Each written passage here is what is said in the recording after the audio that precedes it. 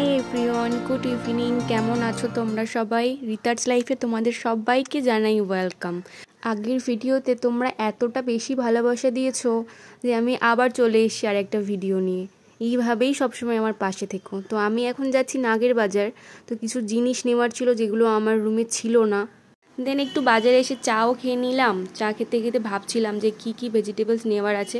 দিনটা ছিল মঙ্গলবার। চা খেয়ে চললাম সবজি কিনতে। এরপর ওখান থেকে একটা বাঁধাকপি, কটা গাজর, তারপর দুটো ক্যাপসিকাম নিয়ে নিয়েছিলাম। তো আমার টাকা দেওয়া হয়ে গেছিলো। তারপর আমার মনে হলো যে আমি ধনেপাতাটা নিয়ে নিই, তো ওটাও আবার নিয়ে নিলাম। তো আমি ভাবছিলাম যে কি বানাবো আজকে। পুরোটা আমি ভেজই বানাবো এটাই ভেবেছি। তো এটা আমার প্রথম কোনো একটা রেসিপি ভিডিও আমি যেটা তোমাদের সাথে শেয়ার করব। আমি বরাবরই রান্নাবান্না করতে ভালোবাসি, কিন্তু আমি ছোটো থেকে রান্না করতে ভালোবাসতাম না। তো দেখো, এটা হলো আমাদের সোনা মা। এরা সবাই আমার ফ্ল্যাটের নিচে থাকে। তো এটা ওরই বাচ্চা ছোটু, ওদেরকে একটু বিস্কিট দিয়ে দিলাম। আর একটা আছে মহারানী, যে সারাক্ষণ গাড়ির উপরে পড়ে থাকে, যার কোনো খাওয়া দাওয়ার ঠিক নেই। খাওয়া দাওয়া ছেড়ে দাও, ওর কাছে খাওয়া দাওয়ার থেকে ঘুমটাই বেশি দরকার। তো এদেরকে একটু বিস্কিট খাইয়ে দিলাম, মহারানীকে টাটা করে ওপরে আসলাম। তো আমি যেটা বলছিলাম তোমাদেরকে, রান্না যেটা আমার ছোটো থেকে একদমই পছন্দ ছিল না। আমাকে সত্যি বলতে কেউ রান্না হাতে ধরে শেখায়নি। আমি যবে থেকে বাড়ির বাইরে থাকছি একটু করে সবটা শিখেছি। আগে আমি কিছুই পারতাম না। তো এখন তো ইউটিউব হয়ে গেছে, ওখান থেকে প্রায় সব কিছু রেসিপি সব কিছুই জানা যায়। তো আমিও ওখান থেকে অনেক কিছু শিখি। ফেসবুকে অনেক ভিডিও আসে যেগুলো থেকে আমি অনেক কিছু শিখি।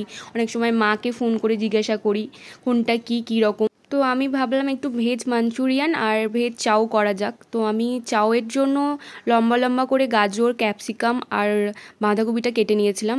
আর মাঞ্চুরিয়ানের জন্য যেগুলো দেখলে, যে পেঁয়াজ, ক্যাপসিকাম, গাজর, বাঁধাকপি, একটু কাঁচা লঙ্কা, একটু ধনেপাতা কুচি করে কেটে নিয়েছি। তো এটা হলো রানী চাউমিন।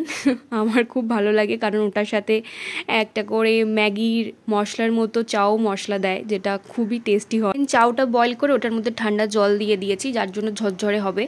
তো একটু ভেজিসগুলো ফ্রাই করে নিলাম। তারপর মাঞ্চুরিয়ানের জন্য এটাতে একটু বেসন, কর্নফ্লাওয়ার, একটু লাল লঙ্কার গুঁড়ো, একটু জিরের গুঁড়ো, একটু গোলমরিচের গুঁড়ো দিয়ে ভালো করে ওটাকে ম্যারিনেট করে নিয়েছি। এদিকে আমি বয়েল করা চাউয়ের মধ্যে ফ্রাই করা ওই সবজিগুলো একটু চিলি ফ্লেক্স, একটু লবণ, একটু গোলমরিচের গুঁড়ো, একটু চাউ মশলা দিয়ে ভালো করে মিক্স করে নিয়েছি। আমার মনে হয় এরকম করলে একটু ফ্রাই করতে আমার কাছে ইজি লাগে। তোমরা কিভাবে করো আমাকে জানিও। তো একটু তেলের মধ্যে একটু পেঁয়াজ, তারপর একটু কাঁচা লঙ্কা আর একটু টমেটো দিয়েছি। আমি জানি বেশিরভাগ মানুষ টমেটো দেয় না, কারণ চাবে টমেটো দেয় না, কিন্তু আমি মাকে দিতে দেখেছি ছোটোবেলা থেকে। তো আমার ওর জন্য টমেটো দিলে আমার মনে হয় একটু টেস্টি লাগে। তো তোমরা কে দাও আমাকে কিন্তু জানিও। তো এরপরে ফ্রাই করে নিলাম। আর এদিকে দেখো, মাঞ্চুরিয়ানগুলো আমি গোল করে আমি তেলে হালকা আঁচে ফ্রাই করেছি। তোমরা কিন্তু হালকা আঁচে ফ্রাই করো, নাহলে কিন্তু ভিতরটা কাঁচা থেকে যাবে। আমি জানি মাঞ্চুরিয়ান করাটা খুবই ইজি। যারা চিলি চিকেন করতে জানে তারা জানে কেমন, সবই একই প্রসেস। তো আমি রান্না করতে দিকে চলে এসেছিলাম একটু আকাশ দেখতে। তো তারপরে আবার রান্নায় ফিরলাম। এটাকে একটু ভালো করে পেঁয়াজটাকে, আদাটাকে, রসুনটাকে ফ্রাই করে ওটার মধ্যে দিয়ে দিয়েছিলাম ওই সসটা। তারপরে একটু কর্নফ্লাওয়ার দিয়েছিলাম, যেটার জন্য গ্রেভিটা একটু গাঢ় হয়। ওই যে বললাম না, কেউ হাতে ধরে শেখায়নি। তো যদি কিছু ভুল লাগে আমাকে কমেন্ট করে জানাবে। তো আমি চেষ্টা করব সেটাকে ঠিক করার। তো আমি গোপাল ভাঁড় দেখতে খাচ্ছিলাম। তোমরা কে গোপাল ভাঁড় দেখতে ভালোবাসো আমাকে জানিও। তো খাওয়া দাওয়া শেষ করে একটু ওপরে গেছিলাম। তোমরা সবাই ভালো থেকো। ভালো লাগলে লাইক, কমেন্ট, শেয়ার করে দিও। টাটা।